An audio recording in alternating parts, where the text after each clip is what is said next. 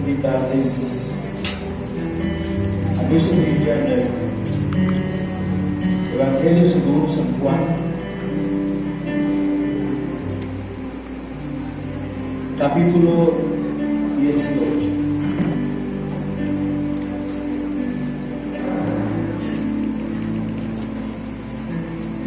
San Juan 18.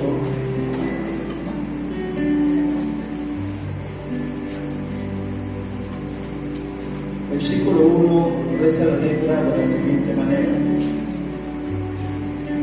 habiendo dicho Jesús estas cosas, salió con sus discípulos al otro lado del torrente de Cedrón, donde había un huerto, en el cual entró con sus discípulos, y también Judas, el que le entregaba, conocía aquel lugar, porque muchas veces Jesús se había reunido allí con sus discípulos.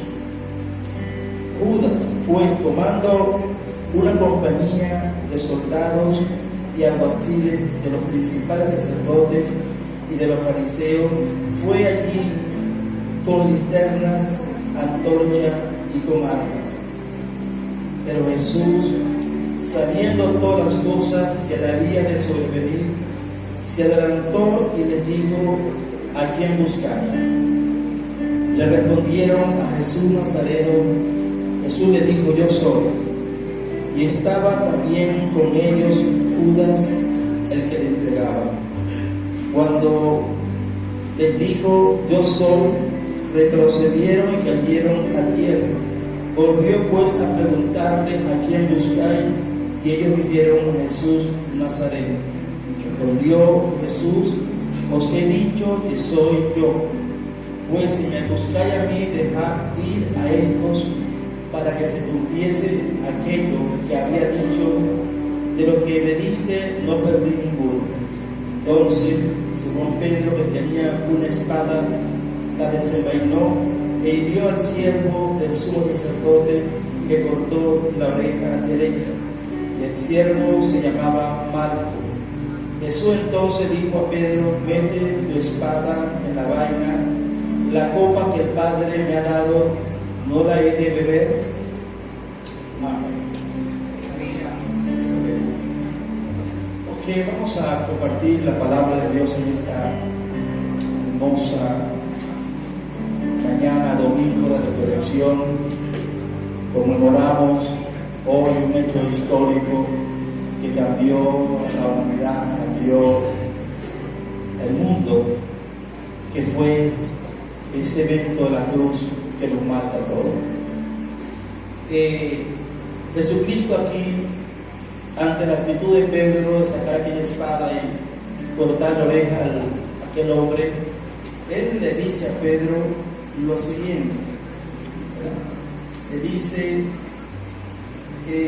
la copa que el Padre me ha dado, no la he de beber. Jesús entendió que el Padre le había dado una copa. Cuando nosotros hablamos de copa, la copa es símbolo de alegría, de disfrute, de deleite, pero también es un símbolo de juicio. En la vida no solamente nos toca a veces tener momentos de levantar la copa y poder disfrutar el placer. En la vida también hay momentos que nos encontramos con una copa que nosotros no queremos tomarla, que nosotros rechazamos. Todos nosotros en la vida nos hemos encontrado con una copa amarga, agria, una copa de dolor. Y en medio de esa copa de dolor decimos: Señor, no quiero, quítame esta copa. Señor, por favor, dásela a otro. Pero hay copas que inevitablemente usted no puede dársela a otro. Hay copas que le corresponden a usted, que me corresponden a mí, y aunque usted no lo quiera, usted va a tener que tomar esa copa. Jesús le dijo a Pedro: la copa que el Padre me ha dado. El evento de la cruz no fue un evento fortuito, no fue algo que aconteció así por azar. El libro de los Hechos de los Apóstoles nos habla de una forma descriptiva este evento de la cruz. Quiero leerle Hechos capítulo 2, verso 22, cuando el apóstol Pedro, en aquel primer discurso, el día de Pentecostés, dijo lo siguiente. Hechos 2:22. Varones israelitas, oí esta palabra: Jesús Nazareno, varón aprobado por Dios entre vosotros, con maravilla, prodigio y señales que Dios hizo entre vosotros por medio de él, como vosotros mismos lo sabéis. A este, entregado por el determinado consejo, escuche esto, el determinado consejo y anticipado conocimiento de Dios, prendiste y mataste por mano de inicuos, crucificándolo, el cual Dios levantó suelto los dolores de la muerte, por cuanto era imposible que fuese retenido por ella. Porque David dice de él: veía el Señor siempre delante de mí, porque está a mi diestra, no seré conmovido. Por lo cual mi corazón se alegró y se gozó mi lengua, y aún mi carne descansará en esperanza, porque no dejará mi alma en el Hades, ni permitirá que su santo vea corrupción.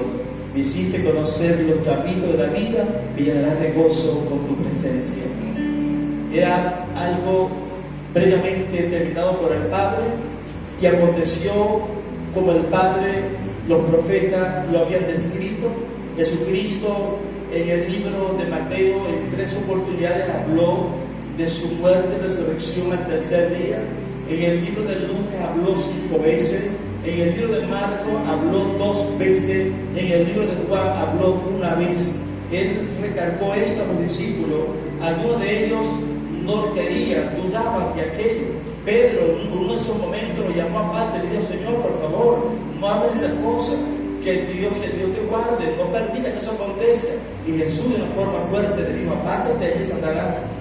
Porque Jesús sabía a lo que él había venido. Él se iba a encontrar con muchas copas. Pero quiero que usted entienda en esta hora que la copa que Jesucristo tomó, esa copa no le pertenecía a él. Esa copa le pertenecía a usted, esa copa le pertenecía a mí. Pero él, en una muerte sustituta, él ocupó tu lugar, gloria al Señor. Y él tomó la copa que a usted le correspondía tomarla. Él la tomó, y la copa que Jesucristo tomó no fue una copa de un vino añejado. Él tomó la copa del juicio de Dios. En la cruz del Calvario ocurrió, fue un juicio de Dios. Cuando nosotros estudiamos las dispensaciones, encontramos que cada dispensación termina con un juicio. Cuando vamos allá al libro de Génesis, vemos que el juicio de la maldición a la serpiente, a la mujer, donde tendrás los hijos con el dolor de tu preñez, el hombre comerás el pan con sudor de su frente, que le dio la conclusión a la dispensación de la inocencia, fue un juicio. Cuando vemos allá el diluvio, fue también el juicio que terminó la dispensación de la conciencia. Luego vemos más adelante, cuando termina la dispensación de la conciencia, el juicio de la Torre de Babel, donde la gente se fueron dispersadas y las lenguas, nacieron las lenguas en ese lugar. Luego vemos también cuando termina la dispensación patriarcal, el juicio ocurrió cuando el pueblo de Israel salía de Egipto, cuando se abrió el mar rojo. Previamente hubieron una serie de plagas que azotaron a la nación. Allí se cerró el período de la dispensación patriarcal para abrir la dispensación de la ley. Pero ahora, cuando Cristo, aleluya, muere en la cruz del Calvario, era el fin de la ley, y ese juicio que vino sobre la cruz del Calvario fue un juicio por el Padre, un juicio por el pecado de la humanidad, y Él tomó el lugar tuyo, el lugar mío. Él llevó en su carne, llevó en su cuerpo el sufrimiento, el desprecio, el rechazo que usted y yo tenía que haber tomado. Un aplauso a Jesucristo de Nazaret. Ahora bien, la copa que el Padre me ha dado no la he de beber. No la he de beber. La primera copa que Jesucristo toma cuando Él estuvo en el aposento alto, Y allí él predicó el sermón más largo que él predicó en ese lugar. Donde se ubica en el libro de Juan, del capítulo 13, 14, 15, 16, 17, fue un solo sermón, un solo bloque de enseñanza que Jesucristo dio allí en ese lugar. Y cuando estuvo allí, él se fue a un lugar llamado Getsemaní, que quedaba un torrente, el torrente del Cedrón. Era el lugar que usualmente Cristo visitaba con sus discípulos. Él iba a ese lugar a compartir con ellos esta enseñanza, la oración. Y cuando él se fue a ese lugar llamado Getsemaní, el nombre de Getsemaní significa molino de aceite. Cuando Cristo estuvo allí en Getsemaní, él sufrió uno de los sufrimientos psicológicos más fuertes que un ser humano puede experimentar. Cuando nosotros vemos que él estaba en Getsemaní, allí él fue justamente pasado por un molino, allí él estaba siendo procesado psicológicamente, no porque Cristo le tenía temor a la muerte, no porque le tenía temor al dolor de los látigos, no. El sufrimiento de Cristo fue porque por primera vez en ese momento él iba a recibir la carga de todos los pecados. Y a él solamente pensar, ese ser inmaculado, ese ser puro que nunca experimentó pecado, en ese momento él se iba a hacer pecado. Y ese pensamiento de que él se iba a convertir en pecado fue lo que lo llevó a un máximo estrés, a un máximo dolor mental, que Cristo pudo decir en el libro de Lucas, capítulo 22, verso 22, 44, dice la Sagrada Escritura lo siguiente. Dice la letra acá: y estando en agonía, Jesús estaba en una agonía, estaba en una desesperación total, estaba allí fuertemente siendo confrontado con esa verdad que le acabo de decir. Pero él le dijo a sus discípulos, le dijo también otras palabras en Mateo 26, 38. Él le dijo lo siguiente: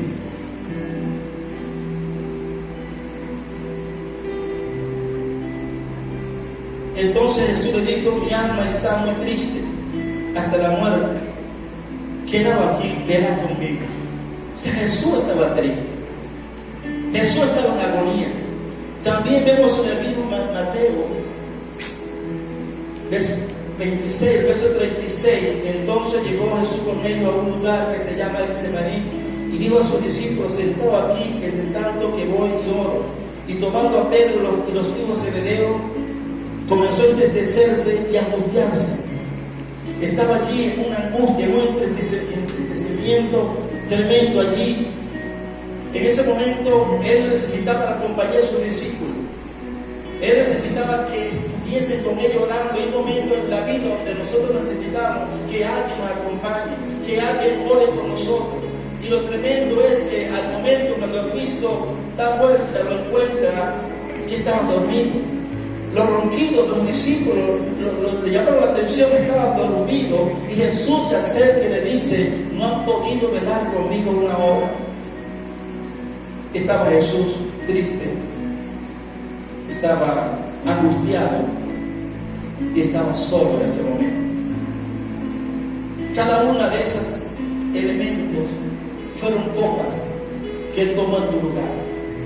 Él tomó la copa de la angustia en tu lugar. Él tomó la copa de la tristeza en tu lugar. Él tomó la copa de la soledad, porque quizás usted se queja porque en algún momento alguien lo abandonó. Tengo para ti buenas noticias, decirte que tenemos un sumo sacerdote que puede interpretar, un sumo sacerdote que puede darse cuenta de tus necesidades, porque él también experimentó lo mismo. Todo lo que tú puedes experimentar como ser humano, Jesucristo lo llevó en ese momento en la cruz del Calvario, y en ese momento en el Getsemaní, gloria al Señor, aleluya. Y cuando él estaba allí en esa agonía, volvamos a Lucas 22. Lucas 22, dice el verso 44: y estando en agonía oraba más intensamente, Era su sudor como grandes gotas de sangre que caían hasta la tierra. Era un sudor como gotas de sangre. En el mundo ha habido de 12 a 14 casos de esta afección.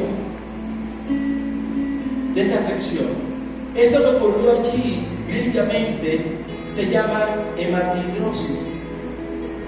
¿Qué es la hematidrosis? Es la afección en los cuales los vasos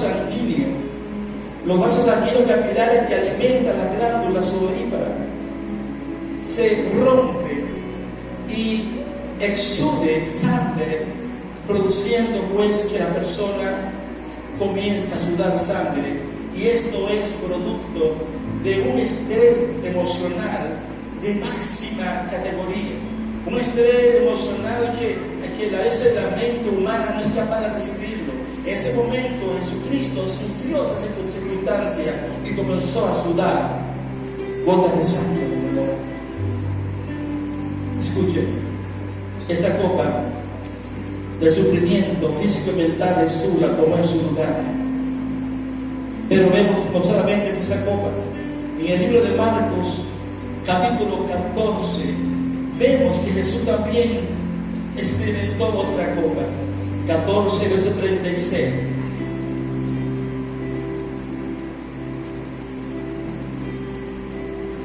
Dice: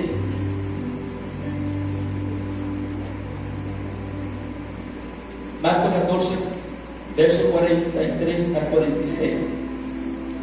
Luego hablando él aún, vino Judas, que era uno de los 12, y con él mucha gente, con espada y palo de parte de los principales sacerdotes, de los escribas y de los ancianos. Allí llegó Judas, y Jesús tuvo que experimentar y tomar la copa de la traición. Fue traicionado. ¿Usted ha sido alguna vez traicionado por alguien que usted amaba? ¿Usted alguna vez le ha sido desleal? Jesús experimentó también esa copa. Cuando uno es un discípulo, al hombre de confianza, que era el tesorero, y siempre al que maneja la finanza, una persona que se le da un voto de confianza, ese hombre entregó al maestro. Y Jesús allí tomó la otra copa de la traición por manos del mismo Judas. Luego vemos en el capítulo 22 de Lucas, Jesús toma otra copa. Vamos a ver qué otra copa Jesús toma en ese lugar.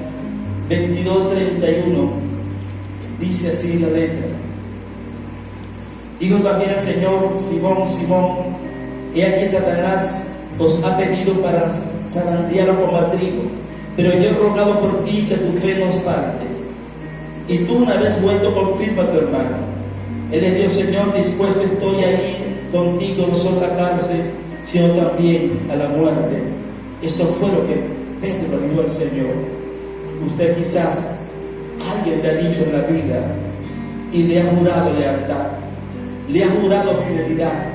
Pedro le dijo: Señor, yo voy a ir contigo hasta la muerte, voy a seguirte hasta el final de los días. A veces recibimos también este tipo de juramento, de compromiso, que alguien te dice: te amaré hasta el final de mis días, nunca dejaré de amarte. Pero luego vemos que con el transcurso del tiempo ese juramento se lo lleva al río, esa lealtad se desvanece. Y vemos aquí mismo en el mismo libro de Lucas 22:54, y dice la letra: y prendiéndole le llevaron y le condujeron a casa del sumo sacerdote, y Pedro le seguía de lejos. Y habiendo ellos encendido el fuego en medio del patio, se sentaron alrededor, y Pedro se sentó también entre ellos. Pero una criada, al verle sentada al fuego, le dijo: también estaba con él. Pero él le negó diciendo: mujer, no lo conozco. Yo no conozco a Jesús. Un poco después, viéndole, otro dijo: tú también eres de ellos. Y Pedro dijo: hombre, no lo soy. Como a una hora después, otro afirmaba diciendo: verdaderamente también estaba con él. porque es Galileo. Y Pedro dijo: hombre, no sé lo que dice. Y enseguida, mientras él todavía hablaba, el gallo cantó. 3 veces negó al Señor. Lo negó la primera vez. La segunda vez lo negó con juramento. El hombre juró. Y juró por Dios. Y un judío jurar por Dios era algo de suma delicadeza, porque decía la ley: no tome el nombre de Dios en vano. Y Pedro juró por Jehová: yo no conozco a ese hombre. Y la tercera vez juró y maldijo. Pero lo cumbre de todo esto es que cuando él maldijo, cantó el gallo. Y Jesús, aún dolorido, que estaba allí siendo enjuiciado, levantó su mirada y miró a Pedro. Yo no me imagino lo que ocurrió en el corazón de Pedro cuando aquella mirada tierna, aquella mirada que le decía: aún te amo a pesar de lo que hiciste, esa mirada traspasó su corazón. Y dice la palabra que Pedro, saliendo, lloró amargamente. ¿Cuántas veces nosotros hemos negado a Jesucristo? ¿Cuántas veces le hemos negado?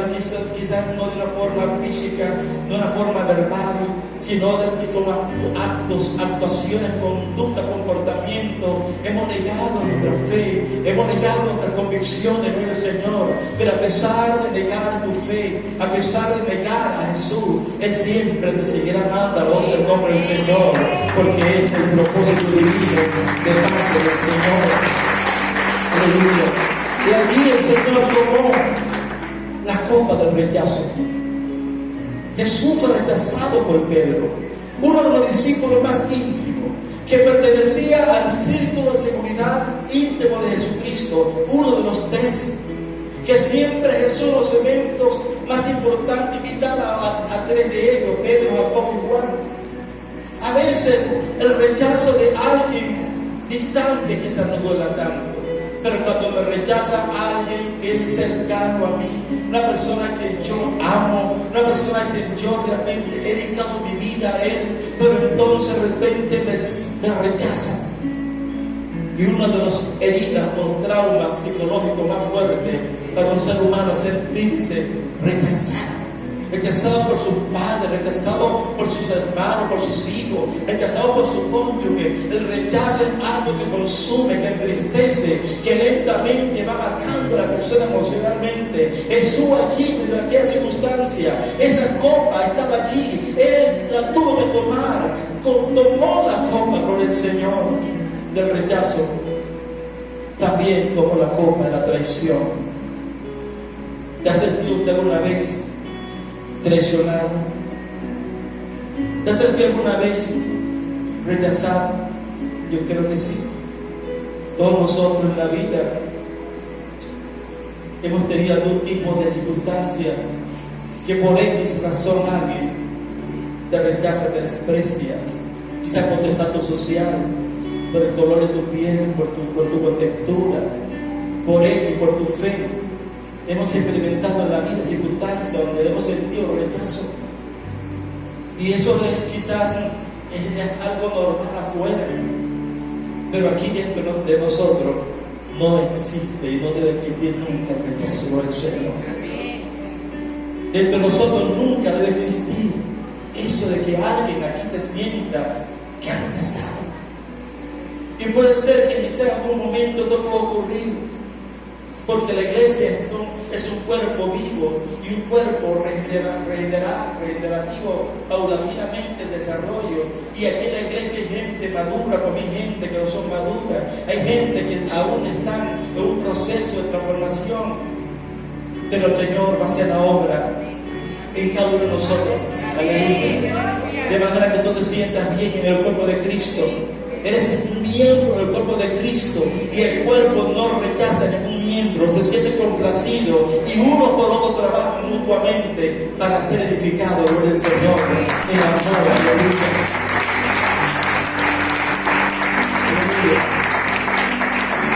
Jesús fue juzgado injustamente. Fue juzgado injustamente. Aquí mismo donde me encuentro en Lucas capítulo 22, verso 63 dice: los hombres que custodiaban a Jesús se burlaban de él, le hacían bullying y le golpeaban, vendándole los ojos, le golpeaban el rostro y le preguntaban diciendo: profetiza, ¿quién es el que te golpeó? Y decían otros muchos cosas injuriantes. Gloria al Señor. Acto de justicia. Mateo 26.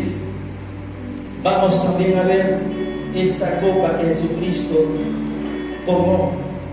Tu copa, mi copa, pero Él la tomó para nuestro favor. 26, verso 67, dice así la letra: entonces le escupieron al rostro. ¿Alguno de ustedes alguna vez le ha escupido al rostro? ¿Alguna vez ha sentido un escupitazo de alguien que le odia? Escupen tu rostro ofendiéndote y humillándote. Al maestro le escupieron el rostro y le dieron de puñetazos, y otros le bofeteaban. Jesucristo le golpeó su rostro por un hombre que le dio un golpe y le partió el tabique nasal. Y Jesús le dijo: ¿por qué me golpeas? ¿Qué me has dicho para que me golpees? Esa era tu copa, iglesia. Esa era mi copa, era nuestra copa, pero Él ocupó el lugar. Él ocupó tu lugar. Y cuando tú pierdes esta perspectiva, cuando tú pierdes esto de que Jesús estuvo en tu lugar, cuando tú piensas que Jesucristo es alguien que murió por mucho, y tú no lo personalizas que fue por ti, tú puedes caer en el vacío de un evangelio abstracto, en el vacío de un evangelio light, porque sin responsabilidad y compromiso. Tú puedes caer en la circunstancia de ir evadiendo responsabilidades, de ir evadiendo copas por el Señor, y sacando la espada como Pedro y cortando orejas por el Señor para no asumir tu reto que te corresponde. Pero cuando tú te meditas y reflexionas, fue tu lugar. Fue un lugar que tomó. Ese era mi explicación. Ese era el golpe para mí. Esa era mi copa, ese era mi dolor. Pero Él estuvo allí en buen tiempo, gloria al Señor. La copa de la calumnia. Levantaron calumnia. Llamaron testigos que falseaban testimonio. ¿Alguna vez usted lo han falseado? ¿Alguna vez usted le ha levantado una calumnia? ¿Ha inventado contra usted algo? ¿Verdad que eso duele? Que te digan que tú hiciste esto y yo no lo hice, que usted vivió esto, y es una cosa que rompe el alma, ¿no? El Señor. Porque cuando uno es culpable de algo, uno se siente, bueno, por dentro, pues uno puede decir mentira, pero por dentro no siente dolor. Pero cuando usted no es inocente y usted hace un acto de justicia contra usted, eso produce un dolor. Cristo tomó la copa de justicia que usted y yo teníamos que tomar, aleluya, y absorbió la justicia, absorbió el dolor del Señor, aleluya. Mateo 28 nos habla de una copa, aleluya. Creo que no es Mateo 28, aleluya, gloria a Dios. Mateo, aquí no tenía la cita, 29-21. Estoy buscando la cita donde le colocan la corona de espina. La corona de espina la colocan al Señor, una corona, unas espinas, que cada espina era de una pulgada, gloria al Señor, aproximadamente. Le colocaron una corona de espina y se la colocaron aquí, pero un soldado golpeó y esas espinas entraron en su cabeza. Ese dolor electrizante que activó millones de células. Pero cuando usted recibe una punzada de una aguja, se activan millones de células que están conectadas con esa situación, él allí experimentó ese dolor de esa corona de espina. 27, 29 Mateo, gracias hermano.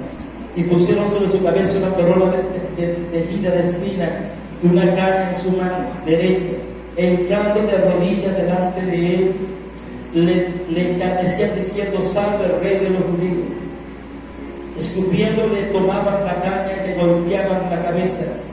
Después de haberle escarnecido, le quitaron el manto, le pusieron su vestido, le llevaron para crucificarle. Esa copa de Jesucristo la tomó en tu lugar. Mateo 27, 26 también nos habla allí. Y en el versículo 26, entonces le soltó a Barrabás, y habiendo azotado a Jesús, le entregó para ser crucificado. 40 latigazos mandaba la ley para las personas que eran llevadas a la flagelación. 40 latigazos. Y el instrumento de flagelación, ese látigo se llamaba flagrum. El flagrum era un látigo que era de cuero trenzado, era un cuero trenzado así como pimeja, que tenía de 7 a 9 látigos. Pero dentro de esas trenzas le colocaban huesos afilados en cada una de ellas, de manera que el objetivo es cuando golpearan el hueso picara la piel, y en la punta de ese látigo le colocaban plomo o instrumento de metal, y era un instrumento demoledor. Mucha gente no sobrevivía a esta flagelación de recibir 39 latigazos, era lo que daba medio, pero la ley mandaba 40. Y ellos daban 39 porque si se pasaban se botaban al soldado. Entonces ellos de manera preventiva nos daban 39 de abajo y todo para allí. Pero en cada latigazo desglosó la espalda del Señor. Ese látigo era para mí el latigazo. Tu espalda no tiene ningún rasguño. Tu espalda está totalmente sana. Pero Él recibió eso en tu lugar. Cuando lo llevan a la cruz, allá lo crucifican.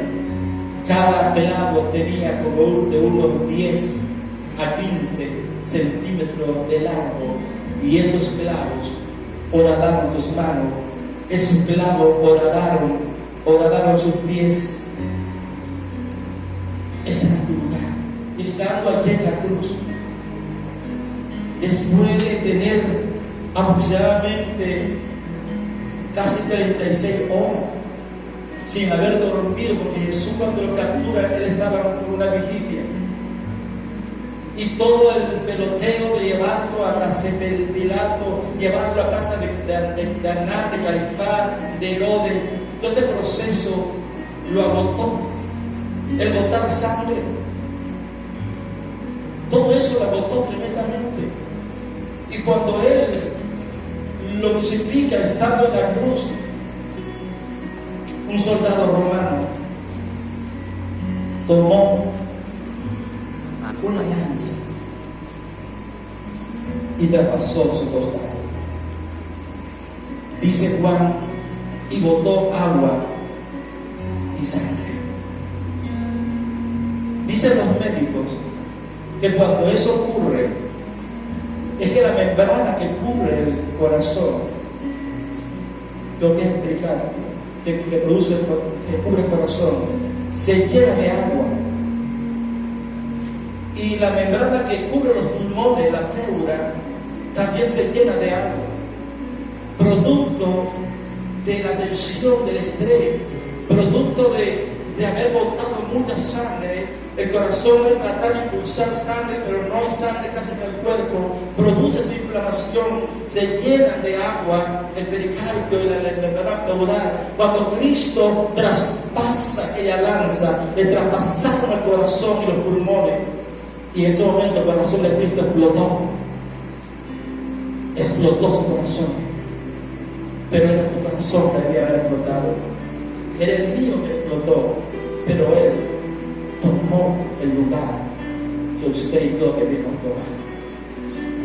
El cristianismo no puede ser para ti algo sin sentido, sin valor. Si usted no tiene un encuentro con la cruz, cada hombre y mujer debe tener un encuentro con la cruz. Esto se tiene que revelar a tu vida, que eres tú el que debía que estar en la cruz, que era yo, que era cada uno de nosotros presente, tenía que estar expuesto al juicio de Dios, pero Cristo quitó la copa de los juicios, fue como una especie de una copa apocalíptica, de juicio tras juicio, lo que Cristo tomó, pero Él le quitó la copa del Padre, no el Señor, para que tú y yo no la tomara, y Él dijo, yo tomaré la copa en el lugar de cada uno de ustedes, no el Señor. Pero ¿cómo tú interpretas esto? ¿Cómo lo interpreta? ¿Cómo lo interpretó el apóstol Pablo? En 1 Timoteo capítulo 1, el apóstol Pablo, hablando de este evento, él dijo lo siguiente. 1 Timoteo capítulo 1.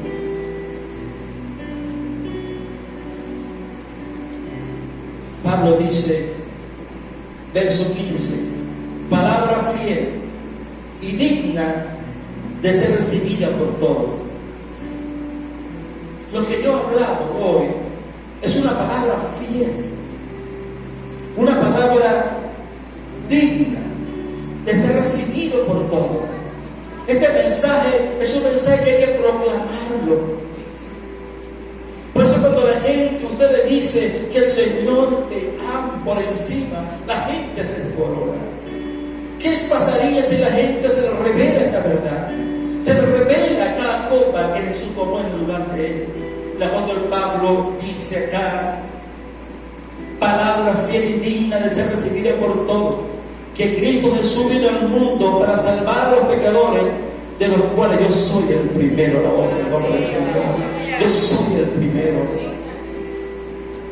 Quizá usted dirá, yo no soy pecador. Pastor, yo no soy pecador.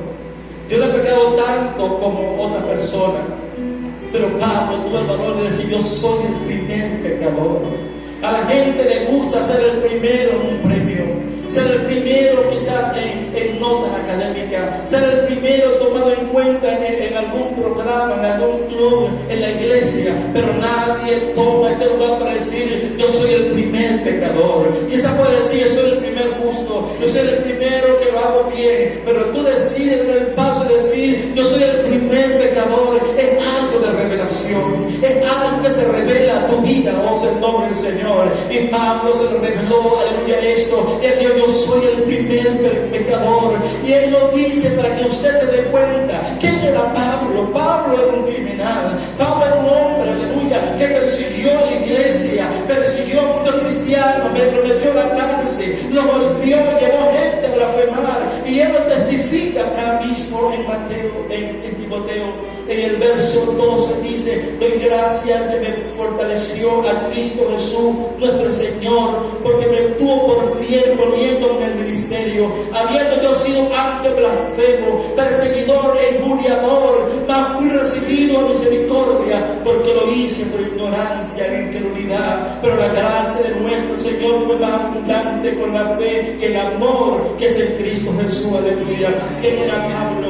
Él era un hombre realmente tremendo, que él lo admite acá, pero cuando él admite que fue el primer pecador, dice el versículo 16, pero por esto fue recibido misericordia, para que Jesucristo mostrase en mí el primero toda su clemencia, aleluya, para ejemplo de los que habrían de creer en Él para vida eterna, aleluya. Él se puso el primero, yo soy el primer pecador, y detrás de Él había mucha gente, pero Él se dio al frente y yo soy el primero, y la gente pensaba, decía, ese lo van a estampillar, ese lo van a crucificar, el que dijo que era el primer pecador va a ser el primer condenado. Pero cuando Pablo recibió la gracia insondable de Dios, cuando Pablo recibió la abundancia de la gracia y el perdón, la misericordia de Dios, aleluya, él no fue condenado, él no fue, aleluya, llevado a ningún patíbulo, él recibió la gracia maravillosa del Señor. Y lo que estaban atrás, entonces dijeron, yo también soy pecador,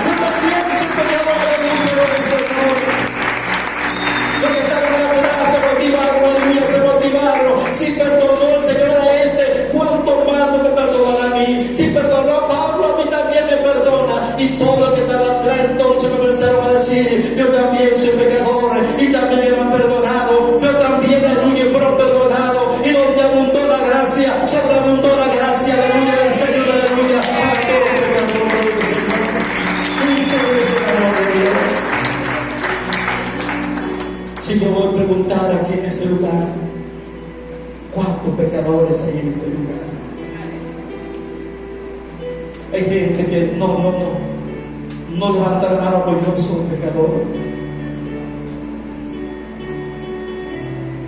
Pero déjame decirles, yo preguntar aquí cuántas personas que están acá son pecadores. Levanta su mano los pecadores.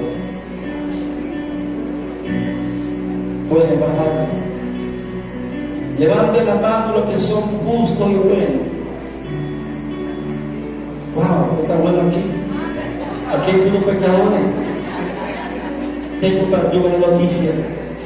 Cristo dijo: yo no vine a buscar a justos, sino pecadores en arrepentimiento.